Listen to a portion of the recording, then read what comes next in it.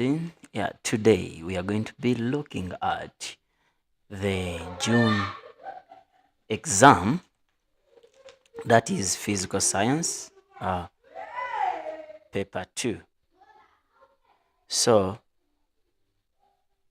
let's look at it and then we see how do people able to score distinctions from that side. I'm not going to go through the instructions because you already know about this.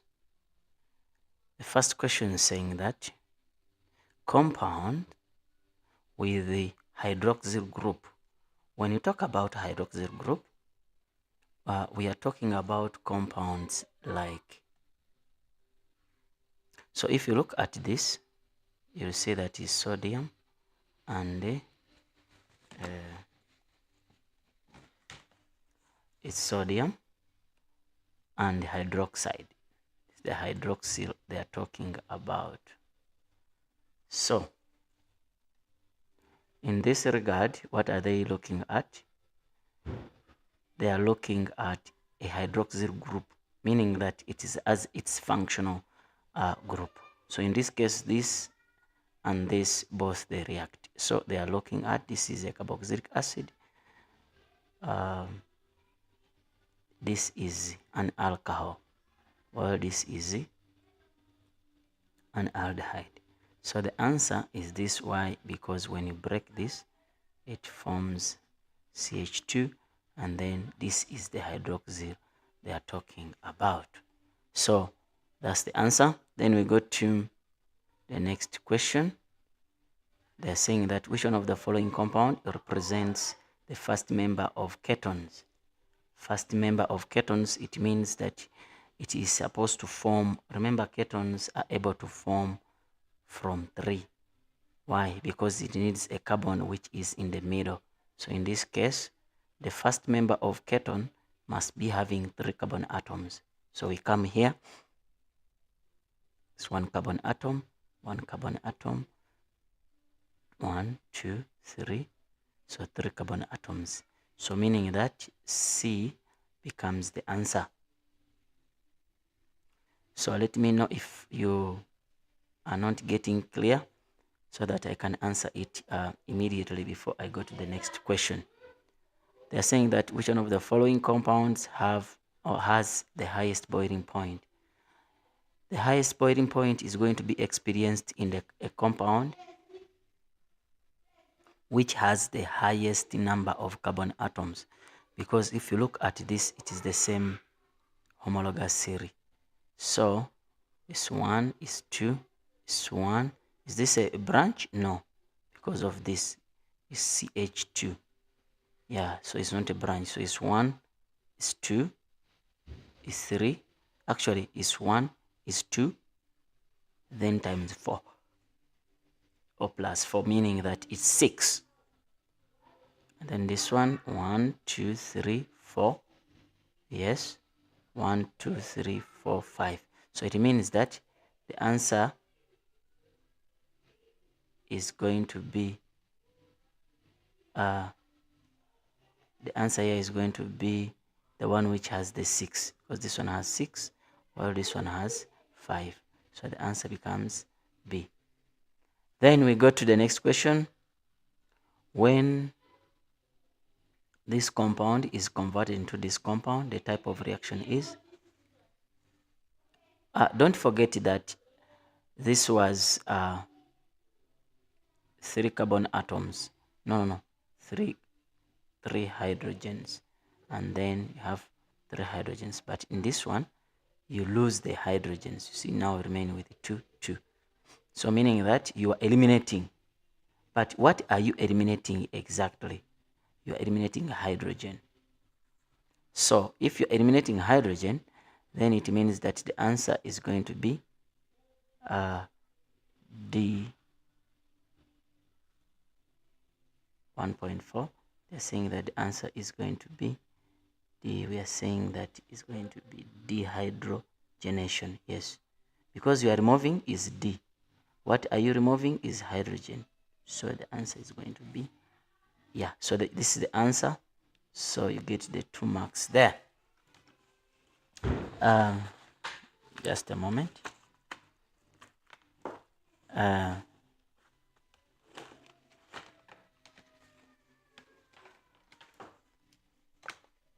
Just few seconds. Yeah, I think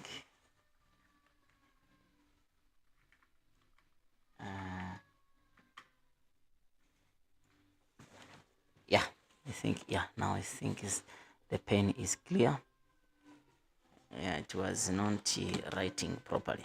All right, then we go to the next question. They are saying that which one of the following changes will increase the rate of production of hydrogen in the reaction? So which one is going to increase the rate of production of hydrogen in the reaction? Increase in the pressure. But now look at this. This is a solid. This is this aqueous. Okay. Increase the pressure by decreasing the volume. Increase in the pressure by decreasing the volume. Here we're not talking about gases because we say that pressure works on gases. So that's out. Add water to the reaction. You are making it more dilute, so it can't work. No. Increase in the volume of sulfuric acid. Increasing the volume of sulfuric acid doesn't mean that you're increasing the number of particles reacting. So in a specific volume. So the answer becomes D. Let me first read it. Increase in the concentration. When you increase the concentration, the volume can be the same, but you are increasing the number of particles which are reacting at a particular time. So it means that the answer becomes D. So when you increase the concentration of sulfuric acid, automatically you're going to get a high rate of what? A high rate of reaction. Then we go to the next question. 1.6, consider the reversible reaction. It is reversible. Okay. Once they give you such questions, you have to first identify whether it is endothermic or exothermic. When the enthalpy change is negative value or less than 0, then it means that that reaction is exothermic. It has released the heat. It has cooled it down. So if the activation energy of the reverse reaction, so let's first draw here our simple graph of an exothermic reaction, then you are able to understand the concept. So it's like that. So this is the forward reaction. It means that the activation energy is going to be this. So the activation energy for the reverse reaction is going to be like that. So they are saying that the activation energy for the reverse reaction is this. The activation energy for the forward reaction. It means that for the reaction you have to subtract the enthalpy. And then when you come to the enthalpy is 80. So it means that I'm going to say 180 this minus this enthalpy which was given out, which is 80. So the answer becomes 100. So I come here and I look for 100. So the answer becomes, yeah. Then we go to the next question, 1.7. Consider a gas phase equilibrium system represented by the following equation. So if it is represented by the following equation, they're saying that which one of the following change will decrease the equilibrium around amount of water. So if you come here you'll say that decrease in the volume of container at constant temperature. No, this is the enthalpy change is greater than 0. It means that is an endothermic reaction. So the endothermic reaction is favored by the enthalpy change is greater than 0. So if it is greater than 0, it means that which one of the following will decrease the equilibrium amount of water? It will decrease this. So since it is an endothermic reaction, it is favored by increasing in temperature. So if you increase the temperature, it's going to favor the forward reaction. So when it favors the forward reaction, yes, forward reaction, it means that the amount of water is going to be decreased. So that's why they're saying that which one of the following changes will decrease the equilibrium, will decrease the equilibrium amount of water. You see, so it means that decrease the volume, no adding oxygen, no catalyst. So the answer becomes D. Why? When you increase temperature, you're favoring the further reaction and more water is going to be used. Then we go to the next one. They're saying that the following equilibrium constant expression is given in the for the hypothetical reaction. This is the hypothetical reaction. So what are they saying? Don't forget that these are products and then these are reactants. So now I need to see this on the right side. So let's go XYZ, XYZ, X. So this one becomes no, because they're not saying XYZ, XYZ. This one also goes off. XYZ. So it's either D or A. So, but now let's look at the proportions of this. So this is 4, it must be 4, yes. This is 3, it must be 3, correct. And then now XY, it must have nothing, correct. And then this one must have a 5, correct. So it means that this is the answer. That's the answer. This is the answer, meaning that you get 2 marks there. You go to 1.9. They're saying that this acid act as an amphoteric, meaning that it can react with the acids, can act as an acid and can act as a base at the same time. They're saying that in which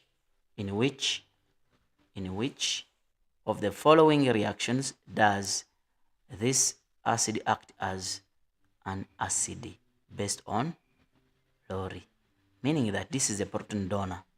So we are looking at something which is going to give us the proton. But don't forget that this acid, it has 1 hydrogen. It means that the product must have no hydrogen. So let's go. This one comes out. It has hydrogen, is out. Yeah, it could be this. This one has hydrogen. So just by using elimination method, it's enough to get the answer. So the answer is this. So we go to the last objective. That is objective number 10.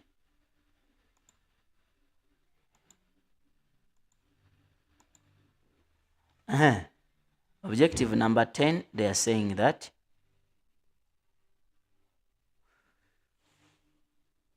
which one of the following weak acids, each are of concentration this and decimeter cubed, has the lowest number of hydrozonium ions.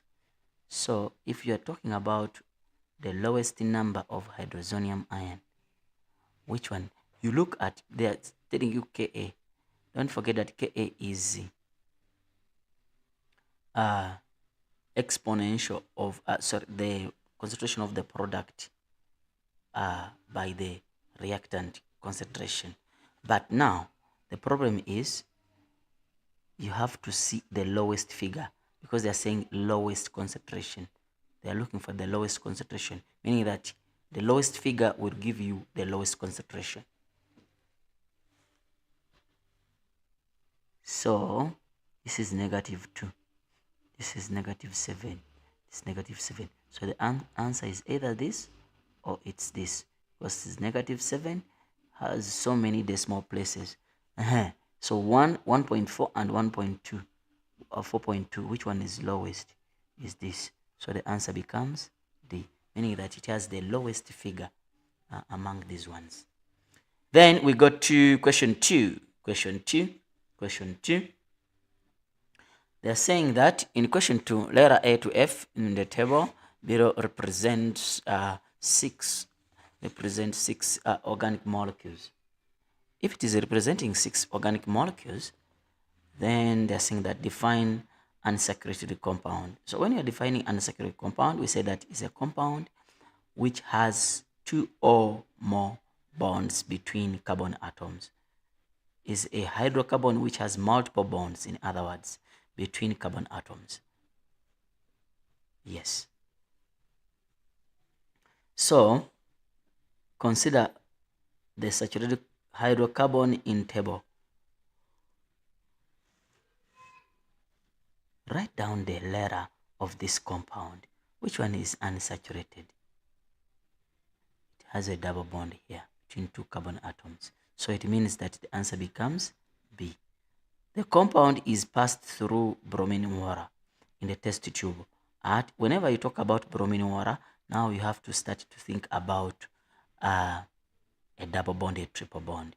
So it's passed through bromine water in the test tube, and then stated observation. So if the compound is a double bond, it has a double bond between carbon atoms. The double bond between carbon atom, the bond is gonna break so that bromine can come here and bromine can come here. Don't forget that bromine is a red liquid. So once you pass through a compound which is unsaturated, this color of red is gonna become colorless. It means that bromine is gonna become colorless.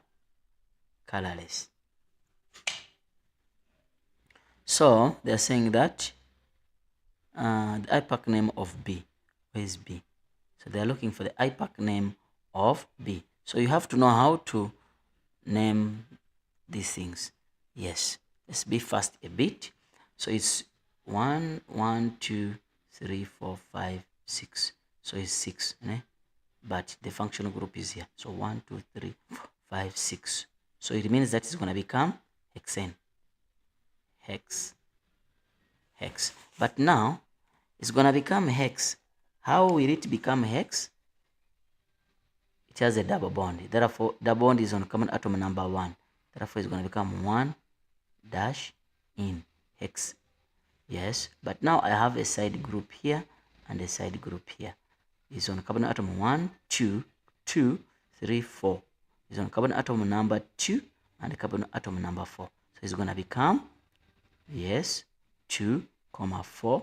Since both of them are methyls, I'm going to say di, then methyl hexane. Yeah, so that's how it's supposed to be written. Then they're saying that compound as okay, structure formula of compound E. Where is E? Pentanal. This one is simple. Remember, it doesn't have any. So penta is 5. 1, 2, 3, 4, 5.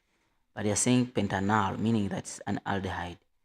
So I have a hydrogen there, and I have a double bond there, oxygen. Then the remaining one, you put the hydrogens. Don't forget that you're supposed to put the hydrogens there. Don't leave them hanging the way I'm leaving them. So that's how it's supposed to be. Then they are saying that name the functional group. If you have any comment, let me know so that I can help you with that question you're having, or the question which is disturbing you. Name the functional group of compound E. When you come to compound E, they're asking for the functional group. Name the functional group of compound E. So let's go back and we find compound E. Oh, compound E, what is it? Compound E is an aldehyde, but aldehyde is not the functional group. Aldehyde is the homologous series it belongs to. So the functional group is 4-mile. 4-mile is a 4-mile group. It has a 4-mile group. Then homologous series to which functional group? Isomer D. Yes, homologous series.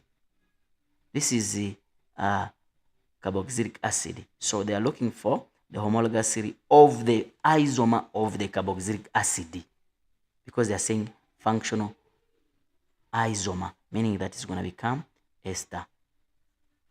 Yeah, because carboxylic acid goes with ester. So far my marks are promising. Toridi, thank you. Yeah, Toridi is saying that the marks is promising. Thank you, thank you, thank you. Yeah, let's go to the next question. They're saying that you're saying that compound A is an alkane. Let's go back to compound A. Compound A is an alkane. All right. How many carbon atoms does it have? It's 1, 2, 3, 4, 5, 6, 7, 8. Meaning that is an octane. All right. They're saying that what is the general formula of alkanes? Alkanes, they have a general formula. Of C and H2 and alkanes. You add 2. Alkenes, there is not 2. Alkynes, you change this to a negative. So please, you must know that. They are saying that the molecular formula or formulae for the two products obtained during the complete combustion. Guys, I have been saying this several times that whenever you talk about combustion of a hydrocarbon, the product is water and carbon dioxide, because they said complete combustion. If it was not complete, so the answer is water and carbon dioxide. If it was not complete, then you can talk about carbon monoxide, but here is complete combustion. So you write water, and also you can add carbon dioxide. Whether use the formula or they say molecular formula, there is no words. They're saying the molecular formula of for 2. So here you can't use words. So you're supposed to use what? You're supposed to use only symbols. Think if you use the symbols, then it means that is wrong, because they said the molecular formula. So you say H2O, H2O, and then carbon dioxide. Yes.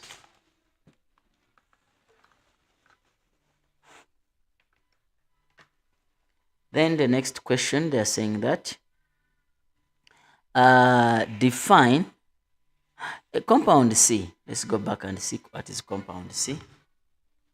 Compound C, okay, yes. Compound C, yeah, is a haloalkane. It means that it has a haloalkane attached. Yes. So they are saying that compound C is a haloalkane. Primary, they're saying primary haloalkane. Define primary haloalkane. When you talk about primary haloalkane, it's the same way you define primary alcohol, but in this case, instead of saying that the OH group or the hydroxyl group is attached to carbon atom with the one carbon atom bonded, meaning that here you talk about the halogen. So the halogen is bonded to a carbon atom that is bonded to another carbon atom, meaning that if you look at this, it is C, yes, and then it's supposed to have OH, that is for alcohol, ne? Okay, I've written it in the reverse way, but it's the same, ne? I've written it in the reverse way, but it is the same. Here you say C, and then it has the OH. So this carbon atom with the function group, it has only one carbon atom. That's the meaning. But now, instead of having alcohol, we have a chloride. So if the chloride is the one which is there, then automatically it becomes a primary haloalkane. Yes. Then we go to the next question. Write down the structure formula and IUPAC name of isomer of compound C. Compound C, we go to compound C. Okay, let's write it here. They say the structure isomer of compound C. Since they say that compound C is a primary, so it means that it's going to be 1, 2, 3. And then I have a chloride here. Yeah, then hydrogens on the other parts, just like that. So the answer here is gonna be, the structure. You put hydrogens everywhere, and then it's gonna be 2-chloropropane. So that's the answer, 2-chloropropane.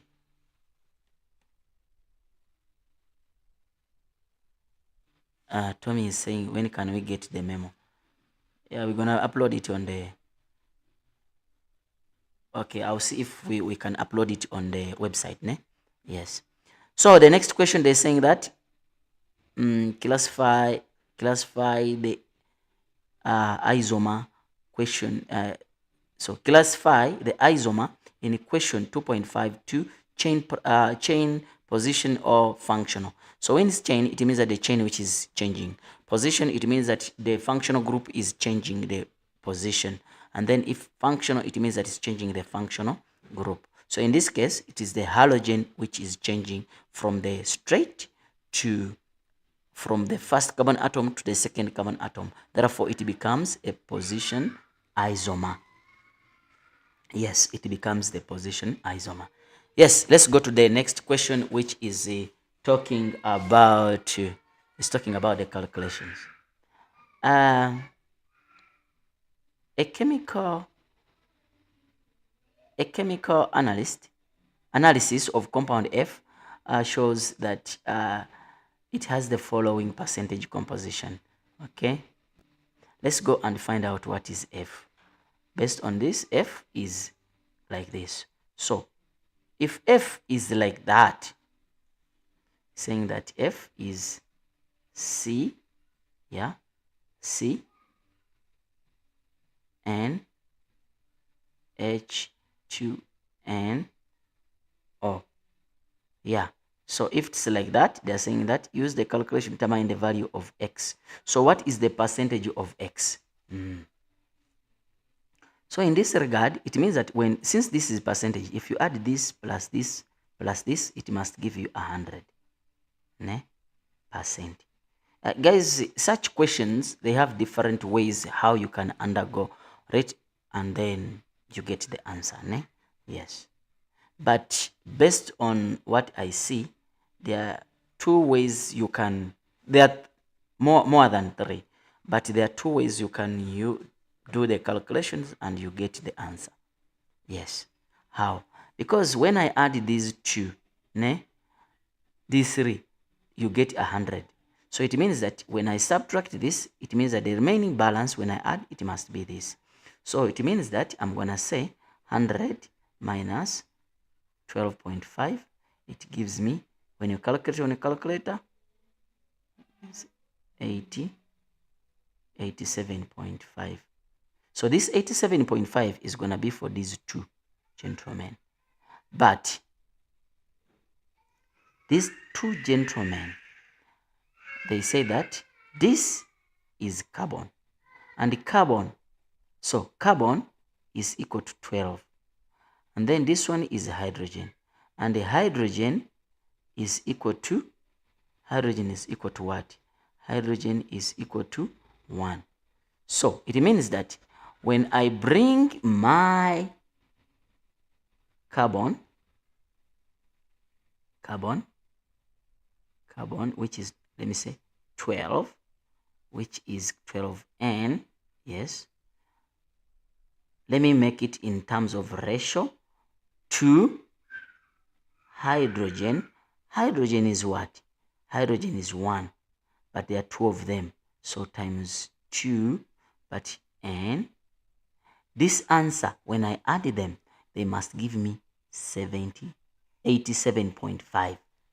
They must give me that. So how will I get to know this?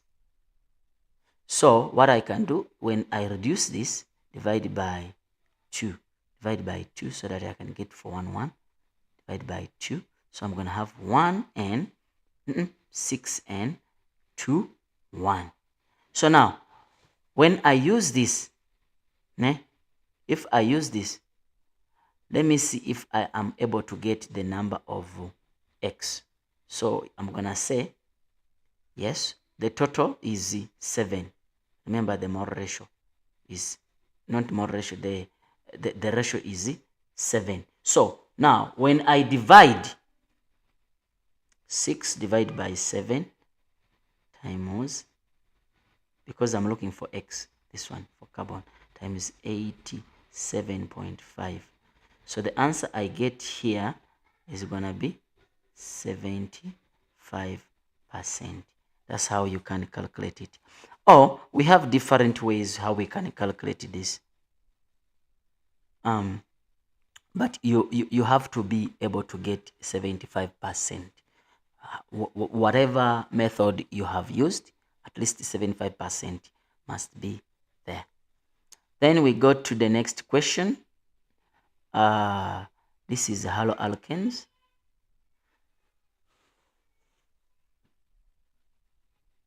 And they are saying that define boiling point. When you talk about a boiling point, is a point at which the vapor pressure is equal to the atmospheric pressure. The vapor pressure must be equal to the atmospheric pressure. Once these two are equal, then boiling can take place. Then write down the formula of two haloalkanes that are most dangerous at. They are most dangerous at 25 degrees. It means that their boiling point is too low compared to 25 degrees. Meaning that you don't just play with it at 25 degrees. So you come here and look at the one which has the lowest negatives. So the first answer will go to, this one has negative 24. So the answer is going to be this, and it's going to be this. But this is not the answer. They are saying the compound. Yes. So the answer is going to be chloromethane,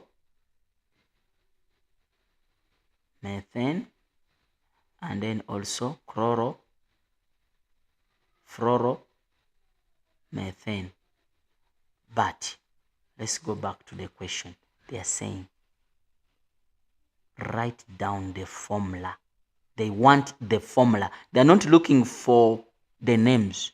So chloromethane is carbon, is, you have carbon and then CH3. That's how it's written, chloromethane. And then chloro or fluoro. Yes. So the answer is this and this. So because they are looking for the formula of these two, we have identified this one and this one. Describe the trend. Describe the trend in the boiling point illustrated table to explain this trend. So they're asking you, what is the trend? What is the trend? So in this case, here they said give a reason for your answer. The answer here is because, but I said it, they are the gases already. They are gases at room temperature. Yes. So describe the trend. Describe the trend in the boiling point. Explain the trend. Table 2. Table 2 is here. The trend in table 2. So what is happening here with the trend? Why is it like this?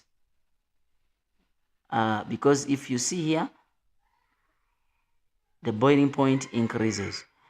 But what is so unique about this? Check here. Check the mass here. Check the mass here. Check the mass here. Check the mass here. 2 oxygens. You see that the mass is increasing as you are moving down. So, and then what if the mass is increasing, then automatically the intermolecular forces are also going to increase. Yes. So in this case, what you can say that as the strength of intermolecular forces of attraction increases, the boiling point also increases. Yeah. So why are you saying like that? Yeah, because of the increase in what? Increase in the mass. But not only that, if you check on this is a carboxylic acid, this is a alcohol, this is an aldehyde, and then this is a haloalkane. This one has which type of intermolecular force? This is dipole, this is dipole. This is hydrogen bond. Hydrogen bond is stronger than dipole, meaning that the boiling point is going to increase. Yes, but this is dipole, but this one has a higher mass. Then, now this one is dipole and hydrogen bond, meaning that it's going to have the highest boiling point. Then we go to, so you have to talk about those dipole forces. Then they're saying that explain the difference in the boiling point. Okay, we are done with that. Yes. Explain the difference in the boiling point of tetrachloromethane and the intermolecular forces of attraction and the energy. Boiling point of chloromethane and tetrachloromethane. So here the difference is in the two masses. This one has a higher mass and this one has a lower mass. Let's come back here. They're saying this and this. You understand? So why is the boiling point here higher than the boiling point here? So meaning that the dipole forces which are existing there, they bring about the high they bring about the high amount of heat to break those intermolecular forces of attraction. So those intermolecular forces of attraction to occur, meaning that you have to require a high amount of heat. Yes. Then they're saying that state two factors that should be kept constant. When you're talking about factors that must be kept constant, is kept constant in this investigation. If you look at it, the number of carbon atom must be the same. You understand? Yes. And then the type of halogen must also be the same, because check, halogen is chloride. So they kept the type of chloride, because you cannot say chloride and then fluoride and then we mix, then we won't understand what caused the other. So chloride must be kept constant, or the type of halogen, and also the number of carbon atoms, so that you can get a better picture. Define vapor pressure. Vapor pressure is the pressure at equilibrium, or the vapor pressure at which the vapor exerts at equilibrium. Yes. And then this equilibrium must be with the liquid, but something must be added there, because if it is not added, you lose all the marks in a closed system. So vapor exerted by the pressure exerted by the vapor at equilibrium with its liquid in a closed system. So if that is not there in a closed system, vapor, and then at equilibrium, you won't get a mark, because we call this one or nothing law. You get all the marks or you get nothing, because it is a definition. So guys, please don't play around with the definitions. If it requires you to cram, go to the paper when you know at least those definitions. 3.6.1, which of the two substances compounds will have the lower vapor pressure? Table 2, which of the two substances? Okay, you have the methanol and the methanoic acid. Obviously it's going to be methane. let's go and see methanol. And why? Yes, you see it's methanol. Why? Because this one only has hydrogen bonds, while this one has hydrogen bonds and the dipole forces. Hence it will have a high amount. So this one has the lowest boiling point. This one, it has the lowest boiling point. And don't forget, listen carefully, that's not the answer. This one is going to have the lowest boiling point. Yes, This one's going to have the highest boiling point. But the question is asking you, it will have the lower vapor pressure. Meaning that the one which has the highest boiling point will have the low vapor pressure. So the answer becomes methanoic acid. Yes. Which two? Okay. Explain your answer because it has the highest boiling point and due to the intermolecular forces of attraction, that is dipole forces and hydrogen bond, while this one only has hydrogen bonds. Yes. Question 4. We go to question number 4. Sorry. Saying that a group of grade 12 learners in a school laboratory preparing an organic compound with this smell of pineapple. They used ethanol and propanoic acid. I think you did these things in your experiments. The balanced chemical equation for this reaction is, okay, what type of reaction is taking place? The moment you react ethanol and ethanoic acid, definitely it's going to be esterification. Esterification. Yes. They're saying that which type of reaction takes place, we are done. Name one precaution that need to be taken when heating alcohol. Whenever you are heating alcohol, remember alcohol is flammable. So it means that you're supposed to heat alcohol in a water bath. You have to you don't heat alcohol directly. Why? Because it is flammable and it's gonna burn. And once it burns, it's gonna burn you. Yes. So it means that you are supposed to use what we call a water bath. Yes. So use what you call water bath. Yes. Name one precaution. Okay, we are done with that. Write down the APAC name of organic compound formed. So you have ethanoic acid and propanoic acid. Ethanoic acid has 2 carbons, and then propanoic acid has 3 carbons. You see? So it means that because this is alcohol, it means that it's gonna have the, okay, let me show you what is formed.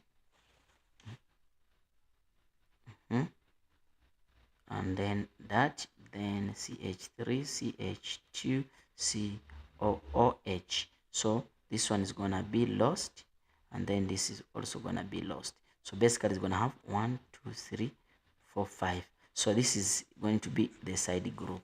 So it's gonna be they're saying IPAC name. So in this case, you're gonna say it is 1, 2. So it's gonna be ethyl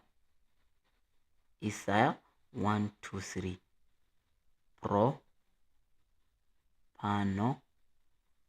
propanoate.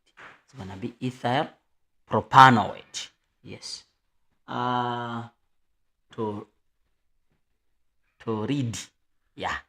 Are you still getting the marks? Yeah. Let me know if you have a challenge or there is something I've not explained properly. If you have a challenge, so that I can explain it better or in a different version. Just doing this so that we are a little bit faster. So they are saying that the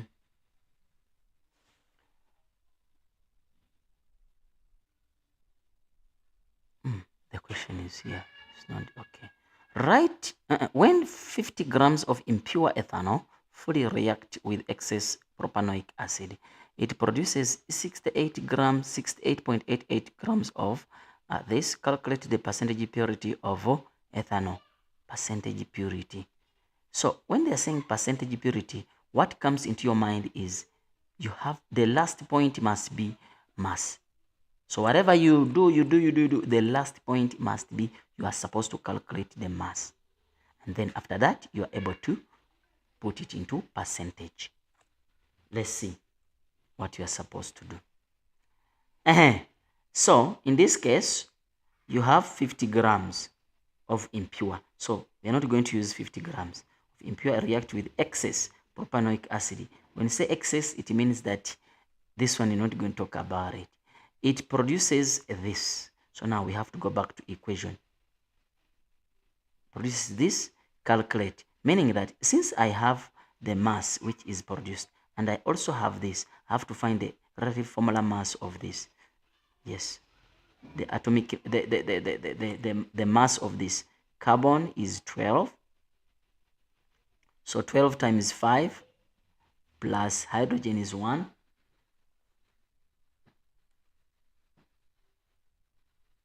Oh, sorry, you made a mistake. All right. The good thing is a mistake. It's not that you didn't understand. Ne? Yes, you didn't understand. The mistake is easily rectified in the next question. But if it was you didn't understand, then it would have been a problem of you have now to read and you understand and like that. So since it's just a mistake, I know that the next paper or papers you'll be able to get it. So this is the carbon is 12 times 5. Yes, hydrogen is 1 times 10, and then oxygen is 16 times 2. So you have to get the mass here. So when you calculate, what is the answer? Don't have a calculator. Okay, now once you get that, now you need to find the number of moles. Don't forget that number of moles. Okay, number of moles is equal to mass over molar mass. But now we have the mass and we have the molar mass. This is 68.88 as our mass divided by the molar mass. When you add is 102. So you come here, the number of moles is gonna be, mass is 68.88 divided by the molar mass. When we add everything, the molar mass is 102. So number of moles, so when you calculate, it's gonna give you 0.6675. Yes, that's what it's gonna give you. Just a moment, guys. I have to confirm with my calculator to that side. Okay, see if it is correct. I don't want to give you.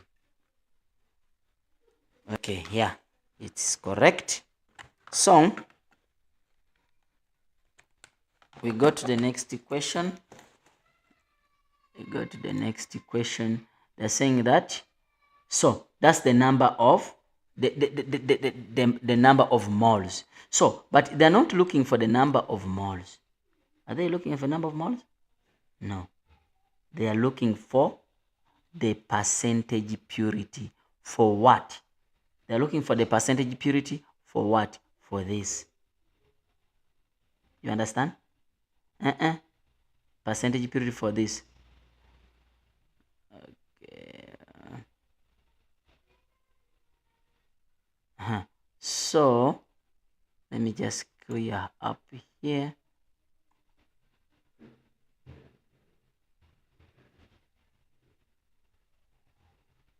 They're saying that calculate the percentage purity of ethanol. So now, since we are looking for the percentage purity of ethanol, so let's go find out the molar ratio. Percentage purity of ethanol. The molar ratio of this to ethanol is 1:1, meaning that those are the same number of moles ethanol is gonna use. You understand? Those are the same number of moles ethanol is going to use. So it means that I come back here and I say that molar ratio, the molar ratio is 1:1. Ethanol to the other one is 1:1. So it means that now I can calculate the mass. Don't forget the number of moles, yes, is equal to mass over molar mass. Yes. So now, do I have the number of moles? Yes. Do I have the molar mass of ethanol? I can calculate it. You have to calculate it. Ethanol is like this. Ethanol is like that. Yes, since when I was in high school, actually we don't even usually calculate ethanol because we know it in the head. Okay, it's 46 when you calculate. 12 plus 3 plus 12 plus 2 plus 16 plus 1 is 46. So now I have this, I have this. So it means that number of moles, mass is going to be our mass, our number of moles, is 0.675. Yes, because of the mole ratio is 1 to 1. Then times the molar mass, which is 46. So the mass is going to be equal to 31.05. But this is not the answer because it is 5 marks. So now it's 31. We are looking for the percentage purity. Divide by the 50 because here they said in the question that is 50 grams of impure. So times 100 so that I can convert it into percentage. Times 100%. And then the answer I get here is going to be 62.1%. So that's how you're supposed to calculate that. How do we calculate? Yes, that's how we are supposed to calculate this.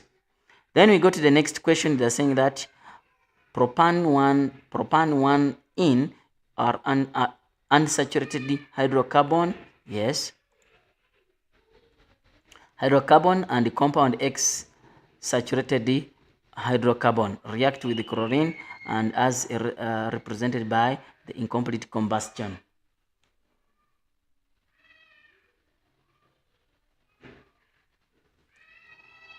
Oh, they are saying that we'll have more classes concerning about this, yes, during the holiday period. So keep yourself on Thundereduc or M.Saidi, yes. So it will either be shoot on M.Saidi channel or Thundereduc. All right, we are saying that reaction 1 is propan 1 in plus chlorine.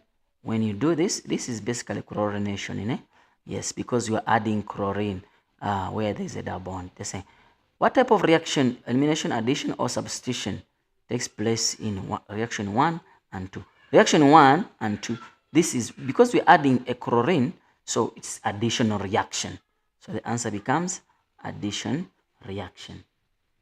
Then they are saying that write down the structure formula and the name of the product in a reaction 1.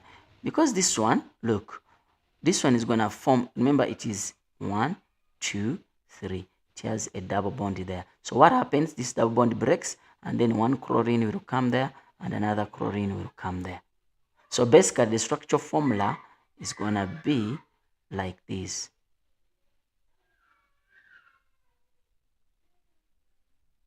And then you have a chloride there and you have another chloride there.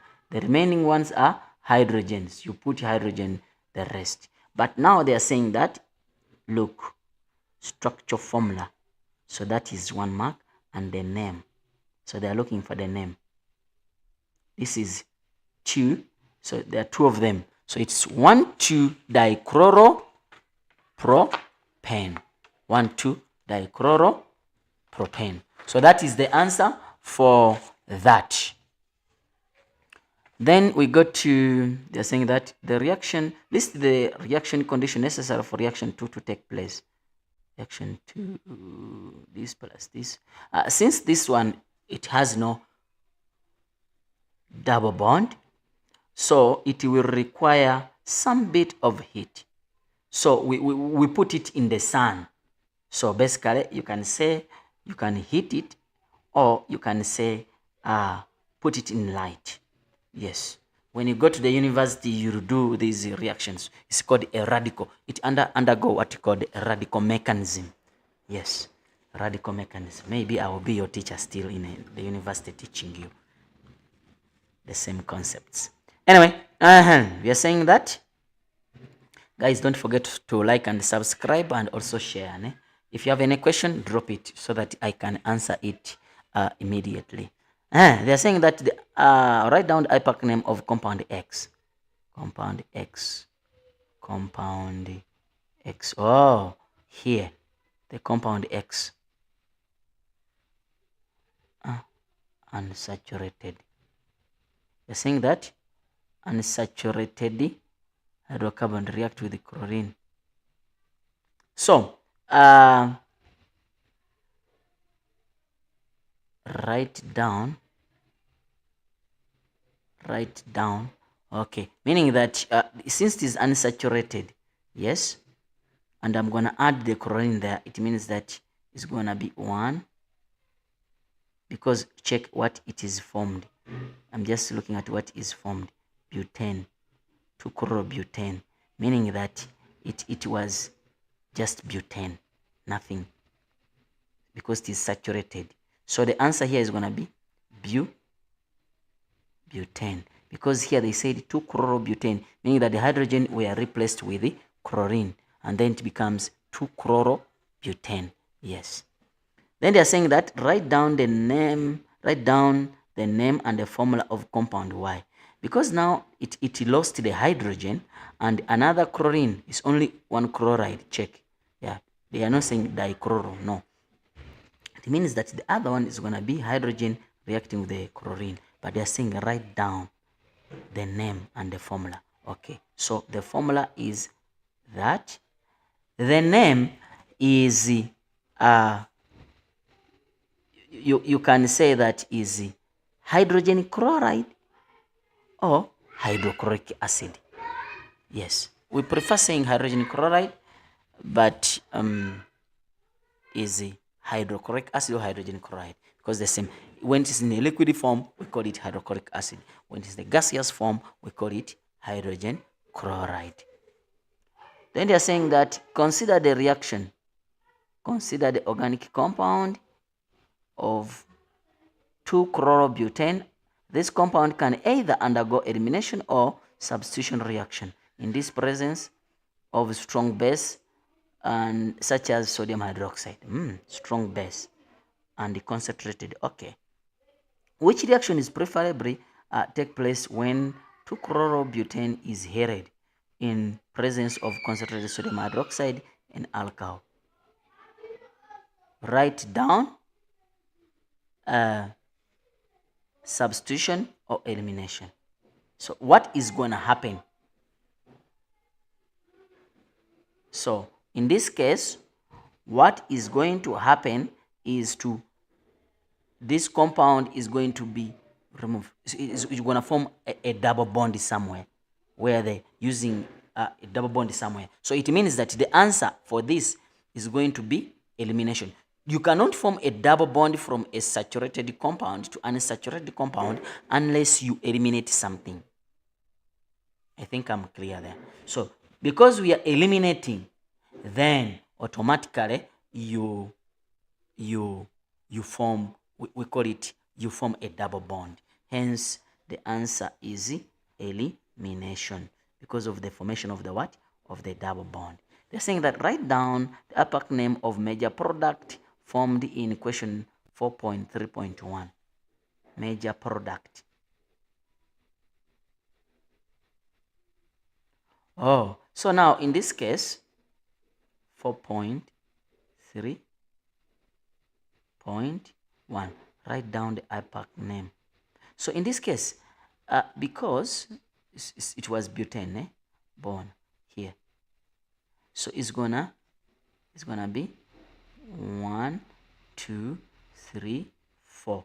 So it means that the double bond is supposed to be here, and then they're saying that write down the IPAC name. So the remaining ones are hydrogens. Guys, don't forget that this is not what they want. They want the IPAC name. So it's gonna be 2 in. So 1, 2, 3, 4. So it's gonna be but 2 in. But don't forget that when you say but dash 2 dash in. Yes. So that's what is supposed to be there. Use the structure formulae, if there are many, to write down the balanced equation for the reaction that takes place between 2-chlorobutane reacts with the dilute hydrochloric acid, dilute sodium hydroxide. The moment it's dilute sodium hydroxide or in presence of water, then it means that the reaction is going to be hydration. The reaction is going to be what? Hydration. So now, in this case, I'm going to have, they're saying that structure formula. So it's going to be 1, 2, 3, 4. And then they said 2-chloro. Yes. So it means that it's going to be like that. Yes. Then in plus sodium hydroxide, because they say the sodium hydroxide.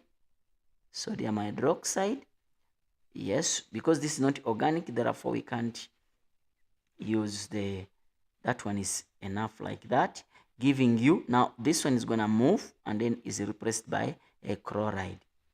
Is replaced by water, hydroxyl group. So it's going to be 1, 2, 3, 4 OH there. And then now this sodium is going to react with the chloride. Then it's going to become, guys, don't forget to put the bonds. Don't forget that this one is in carbon in group 4. So it's supposed to have maximum 4 bonds. So this sodium is going to react with the chloride, which is released there. So it forms sodium chloride. So basically, that's what they wanted you to. So plus that, that's what they wanted you to. How many marks are this? I think it's 1 mark, 1 mark, 1 mark, and 1 mark there. Yes. And then they're saying that question 5. Let's go to question 5. I think I skipped a question. Write down the name of the type of substitution. So which substitution is this? Because water is there. Because they say dilute, it means that it's water. So we break down using water. So the type of substitution reaction which is going to take place here is called hydrolysis. Breaking down, splitting using water. Hence the name hydrolysis. Question 5. Group of learners uses reaction of magnesium ribbon. They are not saying fine magnesium. They're saying magnesium ribbon. Yes. Magnesium ribbon to investigate the factors that influence the rate. The balance equation for this reaction is, they are saying that hydrogen gas produced in the reaction collected. Okay. Yes. Is this reaction endothermic or exothermic? We go back and look at it here. The enthalpy is greater than 0. The enthalpy is less than 0. Yes. So it means that the answer is exothermic. Then we go to the next question. Describe the method of collecting of this hydrogen. So when the hydrogen comes in here, yes, it will find water here and it's going to push the water to go down. Because water is being is being pushed downwards. So it's being delivered downwards. So we call it downward displacement of water. Yes, downward displacement of water. Oh, gas is pushing water downwards in the cylinder. Yeah, but the method is called downward displacement of water. So if you just explain it, water is being pushed downwards in the cylinder. So it will depend on the examiner whether we'll give you a mark.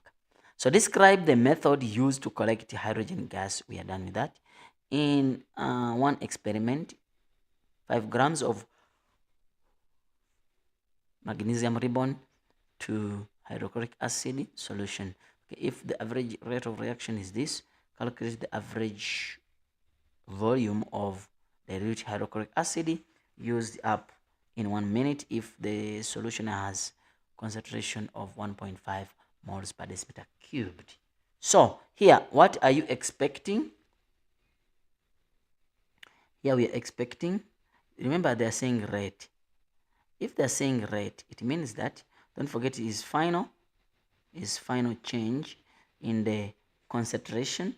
Yes, change in the concentration or number of moles, whatever. Change in the concentration over change in time. You understand? And the time must be in seconds. So if I say rate is because it is moving downwards, I'll say that -5, -7.5 times 10 power -4 is equal to change in the concentration. They said use the up. So this word means that it's finished. So final is 0 minus the initial, of which I don't know. Initial number of moles. So divide by change in time. Change in time, they said in 1 minute. So it means that I'm going to say 60 seconds minus 0 because it started from there. So now from here, I'm able to calculate the number of moles. So the number of moles is equal to 0.045 moles when you do cross multiplication. Yes, moles. So now, the question is asking you to calculate the volume of diluted hydrochloric acid used. They are looking for the volume. They are not looking for the number of moles. So, but you know that we have a method which includes number of moles with volume. So concentration is equal to number of moles over volume. Yes. So since I know that, do I have the concentration? Did they talk about the concentration here? Yes, they talked about it. So it's 1.5 is equal to number of moles. Number of moles here, which is 0.045 divided by the volume. So now the answer you get here is going to be the volume. But now the answer you get here is going to be 0.0, yes, 3 decimeter cubed. Eh? Yes. Oh, but they are saying in centimeters. Yeah, I hope you saw that. They're saying in centimeters. So it means that I'm going to multiply this 0.03 times 1,000. It gives me 30 cubic centimeters because they said in centimeters cubed. Yeah. Then we go to the next question. Concentration of acid used as a function of time in this experiment is represented by the graph below. Okay. How does the rate of reaction change between T1 and T2? Is it increasing? Is it decreasing? What is happening with the rate of reaction? Ne? So, check guys here. There is something which you need to understand here. Ne? Please don't rush to write. This is not rate. This is the concentration. Understand? So, if the concentration of the reactant is decreasing, it means that the rate of reaction is happening. Therefore, the rate of reaction increases. Yes, because this is the concentration, guys. They are not saying that this is a rate. No, they're saying concentration of this reactant. So if the concentration of reactant is decreasing, continue decreasing, then automatically the rate of reaction is increasing. Yes, because it's being used up. Those reactants are being used up. Explain the answer in question above. The rate of what happens here? They're saying that the concentration used in the experiment represent. So don't forget that this reaction is an exothermic reaction. You understand? Is an exothermic reaction. So the reaction is exothermic. Yeah, we know that. Ne? So temperature keep on increasing. You understand? Did I say is exothermic reaction? Let me check. Yes.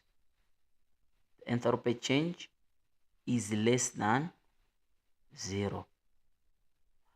Meaning that the enthalpy change is less than 0. The enthalpy change is less than 0, meaning that 0 is bigger.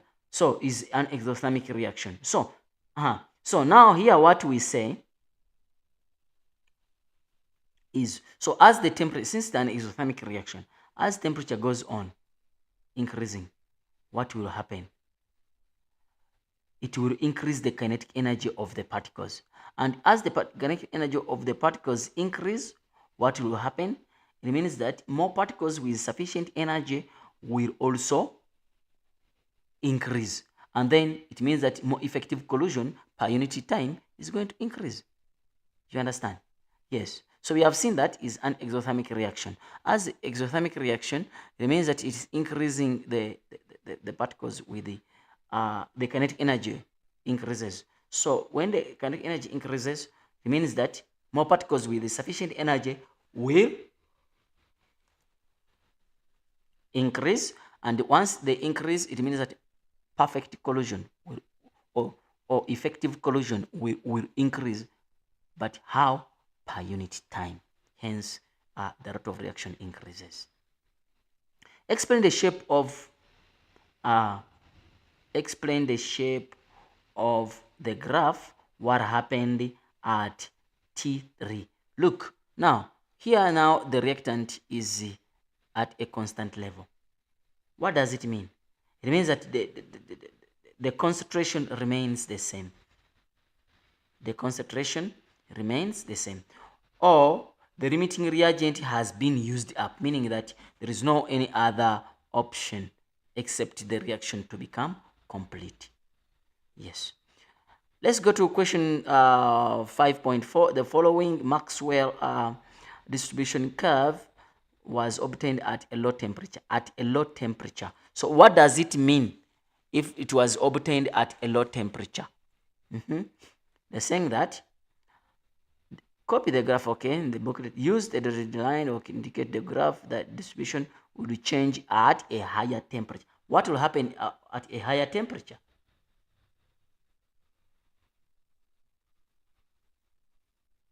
You're saying that I'm supposed to use, I think you're supposed to use the concentration 5.3.3. I'm supposed to use the concentration.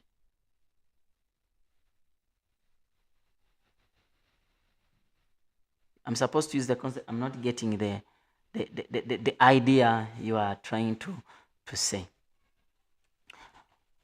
We are saying that in this case, yes, I'm supposed to use the concentration. Oh, that I'm supposed to use the concentration. Yes. How? Here, when you're saying that, remember they are saying that, why is this one, the rate of reaction is increasing? You see, it's dropping, né? But the concentration is being used up. So why? Why is it decreasing up? It's because what happens here is the rate is increasing. How does this rate increasing? Yes.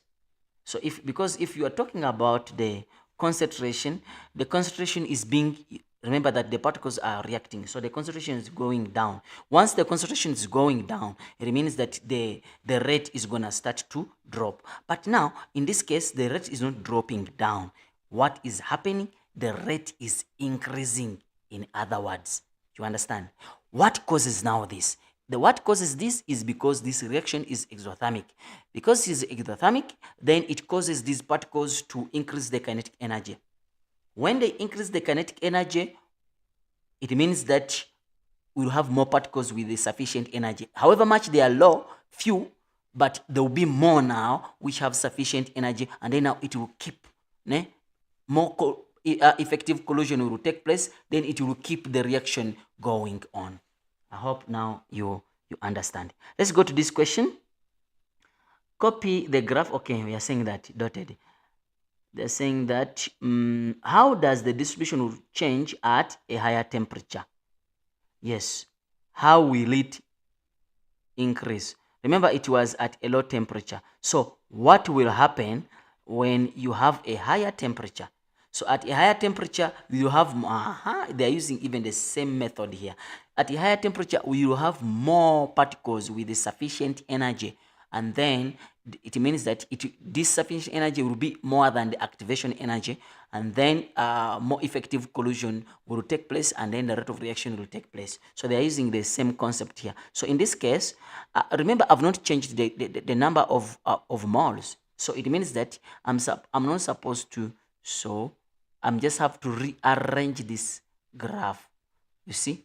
Yes. So it's not going above it because I don't use this. I use the same number of moles. So it's just to shift that. These ones which you didn't have, they must now have enough energy. So now check, you draw lines there, meaning that this is the particles which have increased, which have sufficient energy. Yes. So basically it's supposed to be like that. Then they are saying that catalyst was added. Whenever they add a catalyst and ask you explain fully. Here, when a catalyst is added, the reaction is not going to change. You understand? The reaction, the forward reaction and the reverse reaction is going to remain the same. But what is going to happen is the rate. I'm talking about the rate. What's going to happen is the catalyst is going to give an alternative way. It's going to give an alternative way, which is a little bit cheaper. For example, I don't know which province I can use. Okay, let me just say you are in Johannesburg. You are going to Pretoria. There is Istimela, ne? Okay, there is a train from Johannesburg to Pretoria, and there is a taxi, Johannesburg to Pretoria, and there is Hull train. I'm talking about metro train and Hull train. So now they want you to go to Pretoria, but when you don't have enough money to take a Hull train, what are you going to do? You're going to use a taxi. You see? Why? Because it's cheaper than the Hull train. Or you're going to use the metro train. If you don't have enough money to, it means that the number of people who will reach Pretoria will be many. You understand? But they had, why will they be many? Because the number of the route was lowered, the price was lowered. So that's the meaning. That's the what catalysts do. It doesn't change the destination. No. All of you, you're going to go to Pretoria, whether you have used the Hull train, whether you have used the bus, you have used the taxi, whatever, or you have used the metro train, all of you are going to reach Pretoria. But the only difference there is the time you have reached there. You're going to spend on the way. But all of you, you're going to reach Pretoria. How did you reach Pretoria? Some used expensive mean, some used a cheap mean. So when a catalyst is applied, it provides a cheap mean, so that even these ones which we are not going to go to Pretoria or which we are not going to react, they are going to react. Why? Because the activation energy has been given a different alternative. Yes. So we got to question 6. How many questions we have? Oh, it's only 2 questions. Okay, question 6. They are saying state Rectilian's principle. This one, simple, ne? You must always go to the paper when you know. When the equilibrium is in when an equilibrium in a closed system is established, yes, or this equilibrium is disturbed. Let me just say disturbed. The system will reinstate the new equilibrium by favoring the reaction that will oppose the disturbance, or it will oppose the stress. Yes. So this one, you know, there is no magic here. You must know. In most cases, definitions, I don't waste too much time because there is no magic there. After equilibrium has been established, the temperature remained constant. Explain this observation. Oh, after the equilibrium has reached, this one, the enthalpy change is less than, you see, it is negative. So meaning that is an exothermic reaction. But at equilibrium, the temperature remains the same. Why? Yes, because the forward reaction and the reverse reaction are the same. The heat which is being released is being absorbed by the reverse reaction. Hence, the temperature remains the same. Yes. Catalyst. Catalyst is now added. How will this affect the equilibrium? Right? Increase, decrease, or no effect? There is no effect because the forward reaction and reverse. Remember, catalyst it activates in two ways: forward and reverse. Then they are saying that the temperature is now increased. What will happen when you increase the temperature? In this regard, don't forget that this is an exothermic reaction. The moment you increase the temperature of exothermic reaction, what will happen? Yes. So the concentration definitely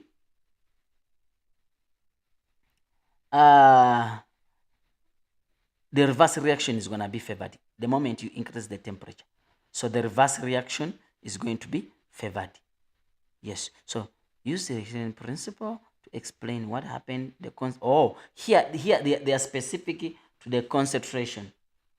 The concentration of ammonia. Yes. So it means that since the reverse reaction is favored, it means that the concentration of ammonia is going to decrease. Yeah. Then they are saying that, what are they saying here? They are saying that the equilibrium constant for this reaction is this at original temperature. They are saying that, okay, if it is that, at constant temperature,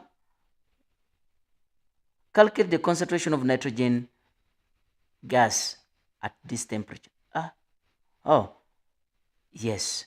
So in this case is simple because now you have the equation whereby the equation is this: ammonia on top divided by this. So to the exponents of the, yes. So what you do is to say Kc is equal to the ammonia, and then is exponential of 2, yes, divided by nitrogen, concentration of nitrogen, and the concentration of what? Hydrogen. The exponent of 3 to the exponent of, yeah, it's just like that. So now from there, do we have? We have this, we have this, we have this, but we don't have this. Meaning that you substitute, you substitute this in there, this for ammonia, and then this, this for hydrogen, then times 3. This is for ammonia on top, exponent of 2, and then Kc was given. Kc is this, so Kc is there, and then after that you find nitrogen. So when you calculate, when you substitute, yeah, it must give you an answer of 3.86 moles. Yes. Yeah, moles per decimeter cubed. Yeah, moles per decimeter cubed. Now, they're asking you, let's go to the next question. So we are done with this. Calculate the concentration of nitrogen gas at equilibrium. So they're saying that calculate the initial nitrogen gas that was used. Initial nitrogen gas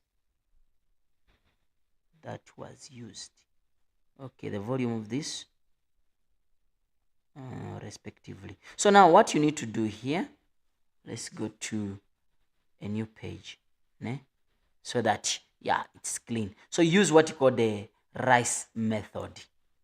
Yeah, whenever they bring such questions, you must use what you call the rice method. R-I-C-E, rice. I add another E.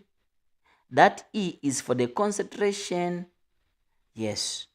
So I have nitrogen, and I have hydrogen, and I have ammonia. But now, nitrogen, if you check here, nitrogen is 1 mole. So I started with 1 because the ratio.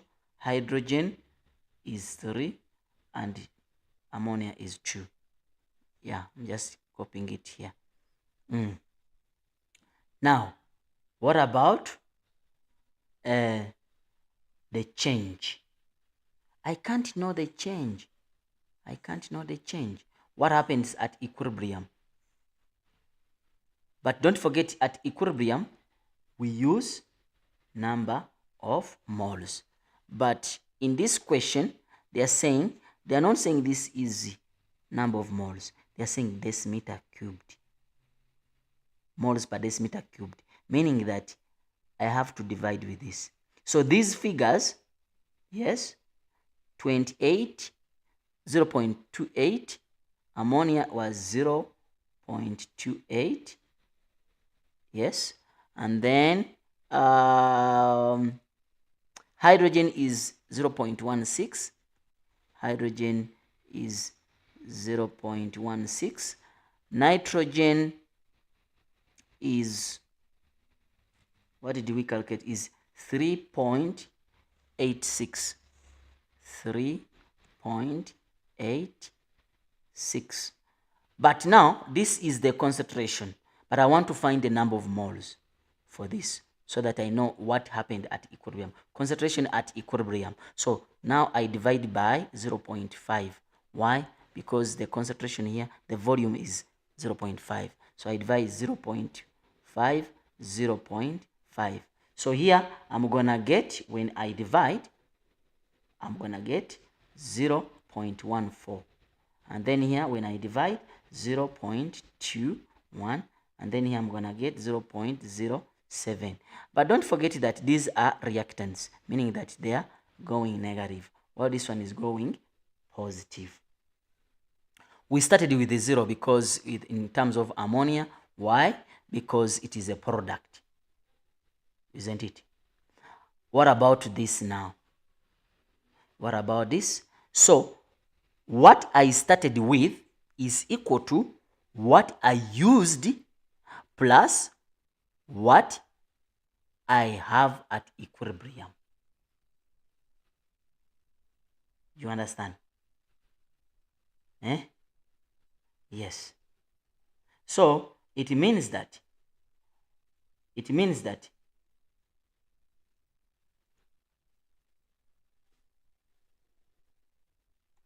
me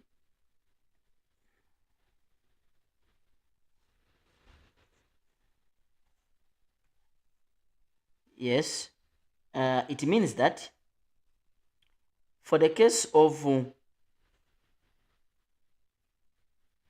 no man, I didn't draw here a line. Trying to figure it out nicely. Supposed to draw a line. Yes. So that you can see clearly. Nitrogen is 1.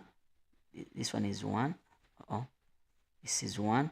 This is 3. This is 2. So what I'm saying that, yes, this is 2. So now what I'm saying that, okay, actually I'm supposed to look at the change. Let's look at the change. Let's look at the change first, because okay, when you divide this and this, what happens? I'm gonna get 0.14. When I divide this with this, yes, I'm gonna get 0.08. When I divide this with this, I'm gonna get 0.3 divided by a half. It's gonna be 1.93. Yes. So now this is what was used. No, that what number of moles at equilibrium. So now we are just calculating in a reverse way. So now this, obviously, if this is what is at equilibrium, number of moles, it means that that's what is used, because it's a product. That's what is being produced actually, 1.4. You understand? And then now, what about this one? Yes. So if I have this as this, let's go to the mole ratio and we find out. So this one is going to be 0.14. Yes, I want to convert this into this. So it's going to be times 3 divided by 2. Yes, when you got the mole ratio. If this is 2 times, then this 3 times is going to be what? It's going to be this. So when you calculate, it's going to be 0.21. You understand? And then now, what about this? If this is 0.14, yes. So it means that for 1, I have to divide by 2. Because if 2 is this, what about 1? 1 is going to be 0.07. So now, what did I start with? This one I started with 0 because it's a product. What I started with here is this plus this. So it gives me 0.29. What about this? This and this is going to give me 0. It's going to be 0. This one. Yeah, this one. So it's going to be 0, another 0. It's going to be 0. Yeah, it's 1 plus, yeah. So it's going to be 2. So the answer here is going to be 2. It means that I started with 2. But these are the number of moles. These are the number of moles. But they want the mass. So it means that I'm going to come here and I say that mass is equal to number of moles times molar mass. Or number of moles is equal to mass over molar mass. So that I get this. So mass is going to be number of moles, which is 2 times molar mass. Molar mass of ammonia. Is it ammonia? Molar mass of nitrogen. Nitrogen is 14 times 2 because it is a dimolecule. Yes, a diatomic molecule. Okay, so it's going to be 28. So the mass is going to be 56 grams of nitrogen. Yeah, that is how it was supposed to be calculated. Then we go to the next question. The next question, I think it is our last question. Define what we call an acid according to Lori. This is a proton donor. I think that one is clear as a definition. Table below shows the constant. Okay, this. Which of the 2 acids have the higher electronic conductivity? It means that you the one which has more number of protons. Yes. So in this case, this one is negative and this is negative. So the answer is sulfuric acid.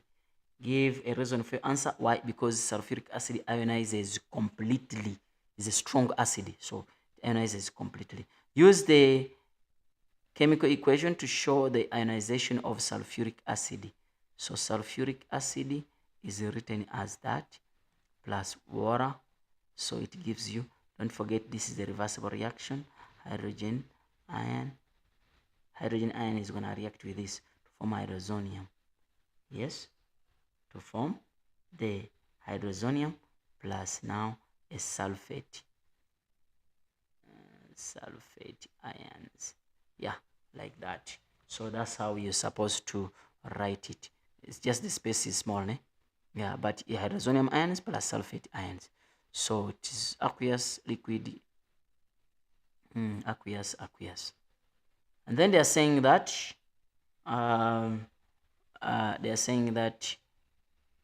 a standard sulfuric acid with pH of this was titrated against this, and then the solution of unknown concentration. All right, standard solution is a solution whose concentration is known. When you say what is a standard solution, is a solution whose concentration is what? Is known. They're saying that calculate the concentration of hydroxide. Calculate the concentration of hydroxide. When you talk about the concentration of hydroxide,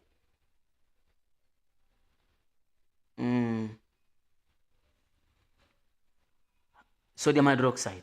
So in this case, you come here and you say that calculate the concentration of sodium hydroxide in the solution. So in this case, what are you going to do?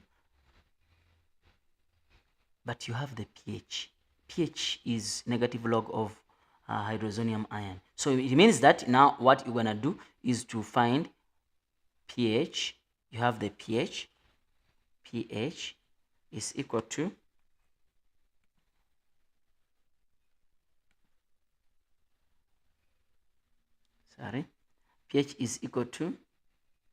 pH is equal to negative log. I think it's acting now.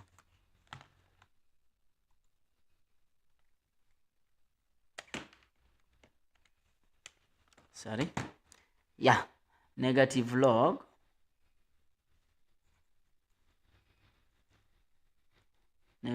of hydrozonium ion. Yes. So basically, so now I have this. Yes, pH. So it means that I'm gonna say pH is equal to the negative antlog of this. pH is, you have to antlog this, and then the answer you get on your calculator is going to be the number of hydrogen ions. You understand? So which is 0.60. These are the number of moles of the hydrogen ions per decimeter cubed, meaning that number of moles of hydrogen ions per decimeter cubed. In actual sense, that's the concentration. But now, to find the pH, you need to use what you call Kw is equal to the hydrozonium ion concentration and OH concentration. So we have the Kw, which is times 10 power negative 14. Do we have this? Yes, we have calculated it, which is 0.60. Yes, then OH we can now find. So the OH concentration is equal to this, divide by that. So you're able to get the answer as 1,67 times 10 power negative 14. Yeah, but molar, you can say molar or moles per decimeter cubed. So that's how we are supposed to calculate this pH. This yes. Then they're saying that 20 cubic centimeters of sulfuric acid neutralizes exactly 30 cubic centimeters of this acid. So neutralizes potassium hydroxide. Calculate the concentration of potassium hydroxide solution. So here you just have to use, you can use the first principle, but first principle is only be used by people who know. Yes. So you can use this formula of Ca times is equal to Na over Nb. Yes. So do we have the number of moles? Yes. Mole ratio is 1 to 2. Yes. So now this one is covered. Do we have the concentration, the volume of sodium? Yes, is 30, because they said it here, 30. Do we have the volume of acid? Yes, is 20. They said it here is 20. Do I have the concentration of the acid? The concentration of sulfuric acid. So we can get the concentration of sulfuric acid from here, because we say that the concentration of hydrozonium ion is 0.60 moles per decimeter. But sulfuric acid, if you look at sulfuric acid, it produces 2 of them. So the concentration of sulfuric acid will be half of this. Hence, I have to divide it by 2. which gives me 0.3. You understand? Yes, that's why I had to divide it by 2. So the answer here comes here and is 0.3. So now I have this, I have this, I have this, I have this, I have this. So now it means that KB, I can find it by doing the simple calculation. So your answer must be 0.4 moles per decimeter cubed. Is it clear? Yes. Then the last question, they are saying that aqueous solution of ammonia sulfate was mixed with in a beaker. Few drops of bromothermo blue were added to solution. What is your expected color? This one will turn yellow when it goes to acidic. Yes. So the answer here, I expected you to say yellow. Why? Because it is acidic. Why are you saying acidic? Because this is a weak salt, ne? Ammonia sulfate mixed with a few drops. It is gonna ionize in water, and then it forms the hydrozonium ion, and then it becomes a weak salt. Did I say weak salt? Yeah, it becomes a, a weak solution. Yes. So what happens? Explain your answer. Oh, by using hydrolysis reaction. Okay. So ammonia ion, yes, plus H2O. It means that it is dissolved when this one ionizes. Yes, it's gonna ionize, and then you're gonna form ammonia gas plus hydrozonium ion. And because of this, it's gonna cause it to become just a weak acid. Yeah, I think, and because of that, this one is gonna turn yellow. That's why here we are saying it's going to turn yellow. Yeah, guys, thank you very much for today's class. I think that was the paper, and the paper was not that too much bad. I would say it like that. It was a few questions which were just a little bit tricky, but at least it was favorable to most of you. Yes, it was favorable to most of you. Don't forget to like, to subscribe, and share to others so that you don't miss out our daily new videos. If you are looking for a distinction, the distinction is here on this channel. So it's only one job, is to subscribe. Subscribing is for mahala. All right, it has been M.Saidi taking you for this session. So I will come back when we are trying to discuss more questions about